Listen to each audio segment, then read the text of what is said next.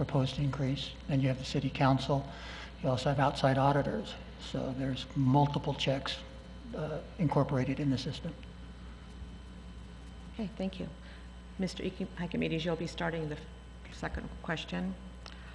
I've seen the list of expenditures of Measure C. If Measure C passes, might there be others, like more money for parks and the museum, for example? I think that my understanding is that the list isn't chiseled in stone. That's going to be a final council decision that's made after, if and when the measure, the sales tax measure passes. I think that in regards to other funding issues, that's going to be part of the overall budget process that the city goes through right now. And that's a pretty transparent and community inclusive process. So if there was more money there, there's going to be opportunities to have that money invested in particular projects. Mr. Simpkins would like me to repeat the question? I don't agree. Transparency is not something that happens here in Benicia. The money's being spent. We have no idea where most of the money's being going to here. I mean, if you ask us questions like, what's the budget of the police department? What's the budget of the fire department? Mike's a much better speaker than I am, so he's well-versed in a lot of the stuff here, but I hear a lot of answers that just sounds like, it's just a circle. There's not really anything specific. Professional talk that doesn't promise anything, so anyway.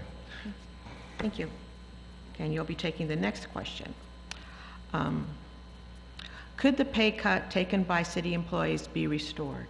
Mr. Simpkins, you have 1 minute. Could you rephrase that? Could the pay cut taken by city employees be restored? Well, as I said before, the pay cuts, $100,000 here, $100,000 there, they're getting probably double. The per capita income in Benicia is exactly, according to the websites, is $31,000. They need to have their pay cuts restored. The private sector is hurting. These people are making probably twice as what so why restore it? How about we reverse the jobs and save some money internally? Okay. Mr. Archimedes. Could you repeat the question, please? Could the pay cuts taken by city employees be restored? Well, the city has bargains with, I can't remember how many bargaining groups that represent the city employees. I believe right now that a couple of the bargaining groups have signed 2-year contracts, so they're 2 years out from this year, thereabouts. I think the rest of the bargaining groups have signed contracts that go through 2017. And so this is just an ongoing process that the contracts are negotiated anywhere. I've seen them anywhere from 1 year to about 3 years.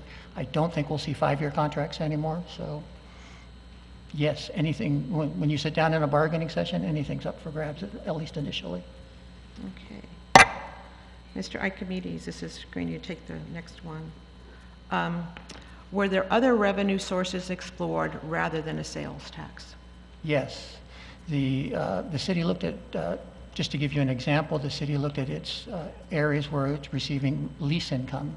And gosh, I think primarily because of the new billboard sign that's on 680, the lease income to the city has gone up almost, I think, 250, 275%. I think it's like 60, I'm looking at Mario's, is it 65,000 a month?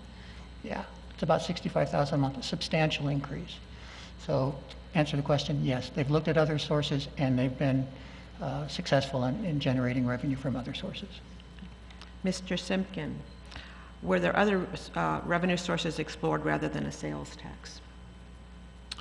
I'm not privy to that, obviously, but as again, I say, there's $30 million budget sitting here. I run my own business. I have been for many years. And if I had $1 million to spend on things, it would certainly be something. To have lots of employees, to have over 100 employees, and you're not sure where they're going, what they're doing all day long. To me, why don't we put this out to private bid? The Parks and Rec, the Public Works. Right now, the lighting for around town, not these traffic lights, but other lights are on a bid system or I don't know what you call it, that contract, I assume. It seems to me you could probably get two people to do what one person's getting paid for in the Parks and Rec department. Jobs are tight, unemployment's very high. Anyway, thank you. Okay. And you get to answer the next one first. I understand that homeowners are responsible for their own sidewalks. Will this change if the sales tax is passed in all neighborhoods? You asking me? Yes. I don't know where they heard that. I mean, I think that's kind of up to the neighborhood and the style of the sidewalk. Depends on where the city's easement starts and ends. I don't think it's a uniform thing around town. Some neighborhoods don't even have sidewalks, so maybe in the Highlands and West Manor, there's such a small setback that, yeah, they have to maintain that. So the question being is, who will maintain it? Well, will the city take over maintaining them with this new sales tax? They haven't shown any pattern of doing it in the last 50 years, so I don't see all of a sudden it's just it's gonna change because they get this 1% sales tax. Again, their history shows poorly. I mean, my street's 35 years old. They've been slurry sealed twice. I've got grass growing every time it rains out here. So when will it get done? Who knows? Mr. Archimedes, I understand that homeowners are responsible for their own sidewalks. Will this change if the sales tax is passed in all neighborhoods? It will not change the responsibility of homeowners, and I think that there's a little confusion there. There's liability issues where homeowners. I can't think of a time when homeowners have been required to replace huge chunks, large sections of sidewalks. But more importantly, this is a measure that is going to, 100% of this increase is going to come back to city coffers. It's over $3.7 million. And the money is earmarked for, part of that money is earmarked for public work improvements. So can't get too specific at this point, but it's going to help an already stretched budget reach a little bit further. Okay. Mr. Archimedes, pardon me? Okay. Mr. Archimedes, you've got to start. How will voters be assured that the basic services will be continued? Well, the basic services are covered now, and with the council's oversight, with the Citizens Advisory Committee oversight, I think that, and just with general public opinion, you're going to find that, again, it's going to be a very transparent and open process.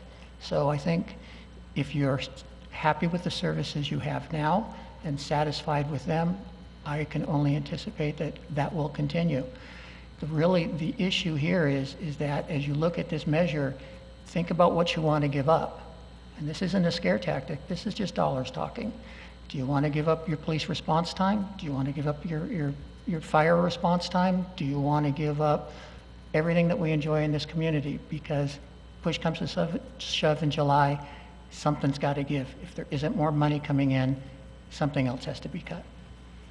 Thank you. Mr. Simpkins. That's been my point exactly. We're spending way too much internally on salaries and wages and pensions. This is Vallejo all over again. Why don't we just admit it? File bankruptcy, start over, rebuild the city's budget for salaries, et cetera here, as Vallejo has, and maybe we might get off on the right track. But to continue on as if everybody's just got deep pockets everywhere here. I mean, like I say, as I illustrated, Lafayette's a much wealthier town than we are. Same population, but half the budget. How do they do it? Well, they enjoy quality of life over there, so I'm sorry. I think these people here are quite spoiled in what they've got here, so they should be more than thankful, the city employees here, that they've got these great jobs. And I think the management needs to start taking a look at the reality. Like I say, I hope it fails. I hope we go bust. end of story. But, you know, we need to really look at it. Like I say, my business would love to have this kind of money, but we just don't have it in the private sector.